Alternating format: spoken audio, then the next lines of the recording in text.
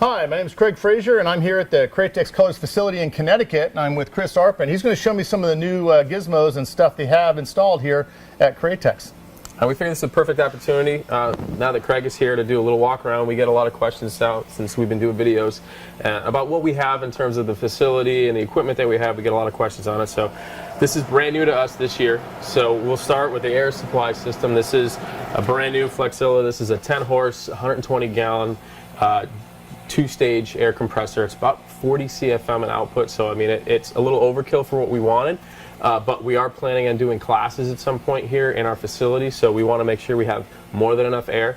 So that's running through an RTI eliminator, actually an oil extractor filter before it comes into our refrigerated dryer, and then out of the dryer we go back to another Eliminix mainline filter setup into our rapid air aluminum piping system. So this is like super clean dry air. You can see right now this is basically where our air temperature is.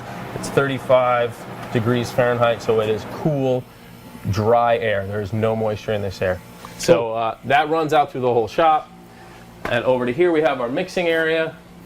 Some of these, actually guys, if you've seen some of the videos, these are the cabinets that we did paint for some of the videos. This is all just full of our paint that we use to spray and test and do everything that you guys see in the video. This is really nice. Matter of fact, this is like totally the opposite of my shop. Inside my cabinets looks like this, and this is pretty much the walls and floor of our shop, except with maybe 20 more colors than that. But very nice, very nice. I have to tell Dion, maybe we should do the other way around. There you be go. a little bit cleaner looking. Yeah, yeah.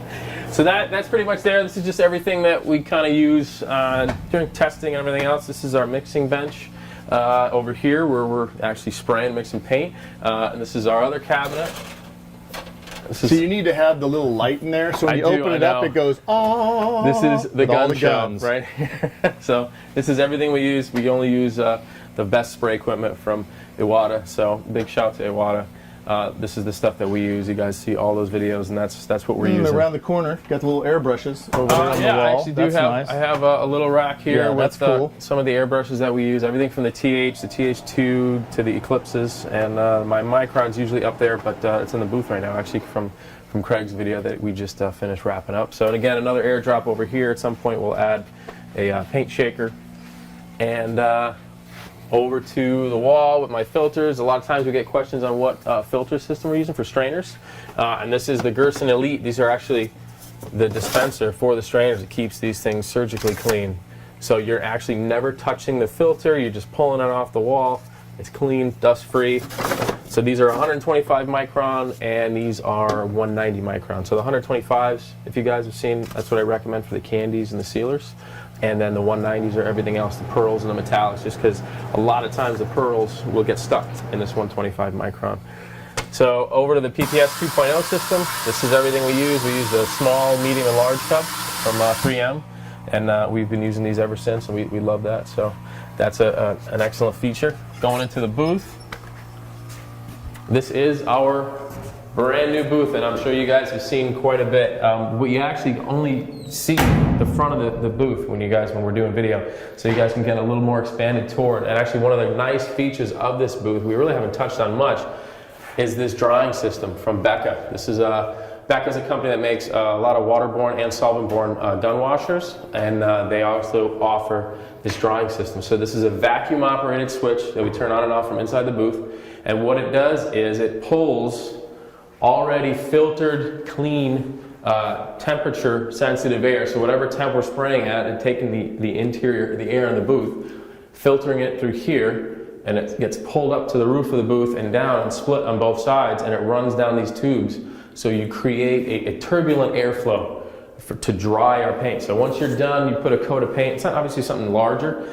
Put a coat of paint on something, let it evacuate, let your overspray get out of the booth, and then you kick those on when you walk out, and it increases your flash times in between coats. And it also helps with the bake cycle. So you run the bake cycle with heat, now you're taking that air and moving it around, so you don't really have dead spots. Like in this booth, it's a semi-downdraft booth. So what's happening is air is coming in through the ceiling, right, and it's going out through the back of this plenum. And there isn't an airfoil that can actually deflect that air and actually make it come down and across. So obviously, just like water running downhill, you have a draft of air that's going to kind of come across this way. So what happens is in the front of that booth, sometimes you get dead spots, you know, a flat spot where you don't have a lot of air movement. So this system helps kind of break up that air movement and really circulate the air around, so you kind of eliminate those dead spots. Another thing we'll touch on real quick, it's so simple, we've talked about this a couple times. This is how we keep track of our temperature in our booth and our humidity. You actually can see right now, we don't have the fan going, it's 70% humidity in here right now, believe it or not, and that's not actually a good time to spray. It's raining outside, it's pretty gnarly, but this is a very good visual. Once they turn the booth on and we have air movement, this will come right back down to about 55, which is like a sweet spot for where we're spraying. But this is like a $5 item that you can buy at your local hardware store, and it's a big time saver. Back to RTI, we have this, we have one on both sides of the wall. These are mounted on both sides. I have my air coming in, and I have 3 drops. This one here, the end one, there's no regulator on this. This is full line pressure. So we're about 100 PSI coming into here. So we use this for a blowgun or a dryer if you have a handheld dryer, like this guy right here. And these 2 are regulated, so I can actually, you can have your air spray gun attached. And then we have, actually, if you look at the bottom here, it actually is labeled clear and base. So both sides are like that. So if you already had your gun set up, you can have these guys preset, so you're exactly the pressure you want to be every time. So we also have the same exact thing on the other side, so both sides of the booth. Again, we talked about having classes in here, and that's kind of why we have this added on. So now we can actually have 6 airlines in this booth. So if everybody was spraying with an LPH 80 or even a bigger spray gun, we have enough volume, we have enough air in here that we can have a full classroom of students spraying, and we can handle that. So that's kind of one of the cool features. Show the airbrush station on the table. It's pretty cool. I was digging that earlier. Yeah. Well, I'm glad. Actually, I had you in mind when we were building this and putting it together. We started doing videos in here, and we needed something that was kind of all-inclusive and pretty easy to maneuver in and out of our booth. So we actually have an airline coming into the bottom of this thing, and I have air going up to both sides. So this side is actually set with another little mini filter and a regulator with 2 of our air drops for a conventional hose, like a spray gun. So you could have a full-size spray gun or the LPH 80 or a smaller spray gun. And then this side is regulated for airbrushes. So now we have 4 lines coming out of there. So you have 2 independently operated regulators. You never have to mess around. So when we have instructors here doing classes, everything we can do to just kind of streamline this whole process and make it that much more user-friendly. Everybody wants to come back and do something else because it's not a struggle to be functioning and really get like more flow going. So this is pretty cool. Everything we try to build everything so it's mobile between all of our stands, all of the equipment that we have. We do a lot of paint work in here as well. So one of the other companies that we work a lot with is a company called Innovative Tools. They do a lot of cool stands in terms of bumper stands and hood stands, and everything is on wheels, everything is mobile, so it makes it that much easier to deal with. And well, the last finishing touches that we have was we had to have sound in this booth, so we had to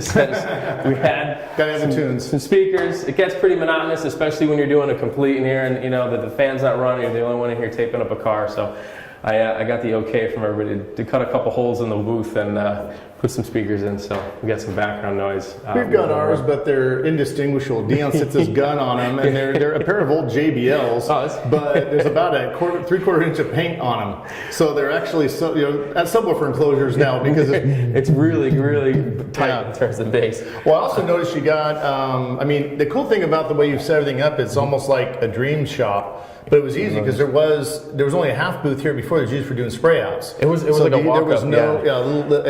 There was no main booth here. You didn't really have a setup, so you were able to kind of like dream team it. Yep. And you also got the newest thing that we've just upgraded our booth to, which was the LED lights. Yeah, these are great. Which are necessities. Not only keeps the temperature way down by comparison to other lights, but they also, you don't get that flickering from the older, and then they're definitely explosion proof. And also, all of these lights use less than one previous fixture. So I love these things. They're great. The consistency of light, for whatever reason, I feel like just those tubes, the fluorescent tubes, they always have like that harsh glare.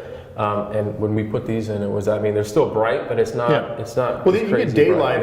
LEDs are much more accurate than daylight fluorescence. And that's the thing. These are like 90 92 or 95 CRI, which is really high on the color rendering index. And in your booth, that's really what you want. You want as close to natural light as possible. So that, and actually the reasoning behind that was actually when we put the booth together, we had the worst possible fixture to have to change, which is this one right here, because it's right on the back side of our air makeup system, like our burner for the heat. And I think it was together for 2 weeks, and then all of a sudden we came in, I turned the lights on, and this one like flickered twice and it went out. Oh no. And I was like, you gotta be kidding me. So we struggled, I got it working again, and of course when we do video too, that's like the light that's right here. Yeah. And I got it working, and we were like, you know what, forget it. At this point, it's time to you know, pull the plug on that, and we changed them all over to that's LED, the wise so thing we don't have to to do. worry about it. Yeah. Cool. So I think that pretty much wraps it up here. Oh, the other thing too, the booth coating. We did just a booth coating, and the floor.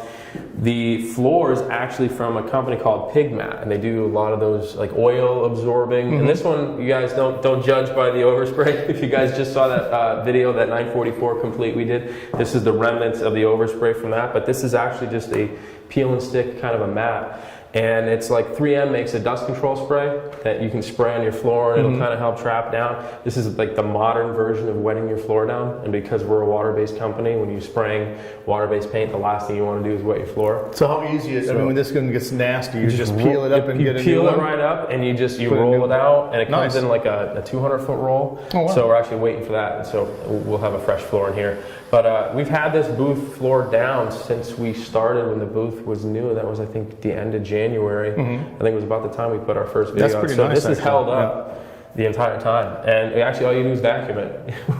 When it starts to get really nasty, you just vacuum it and it keeps going. And now, obviously, because it's just totally covered in overspray, we'll peel it up and put another one down. So everything you can do to just keep everything nice and tight and clean. So we're trying to be as clean as we can.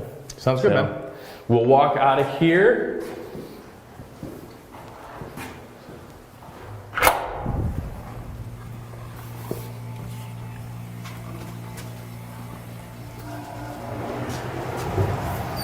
See, this is the control panel for our makeup system. It's pretty simple. It's just heat or no heat, and then a dry time for a bake cycle and all that. We have another airline system running up and over, so we have 2 air drops on the outside of the booth.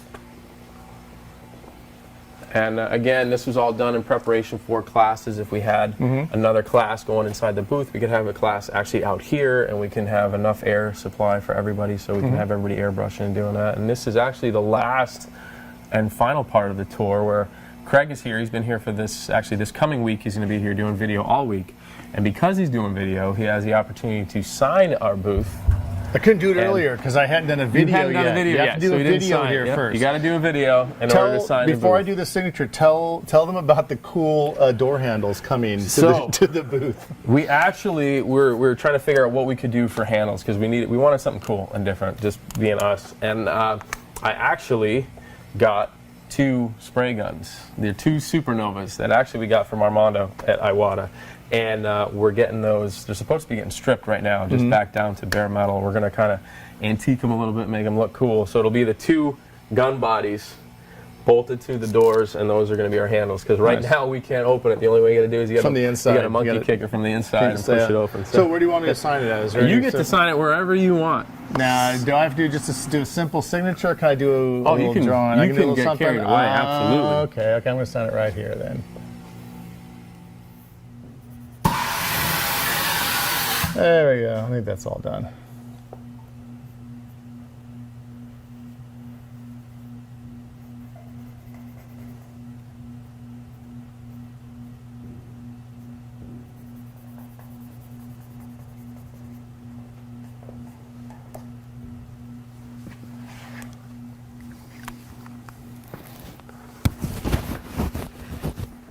Well, I think that wraps it up. We couldn't figure out a better way than to have Craig Fraser sign our booth, and now Simon is going to be pretty jealous. That's all he did. So thanks for checking it out, guys, and we'll see you guys next time.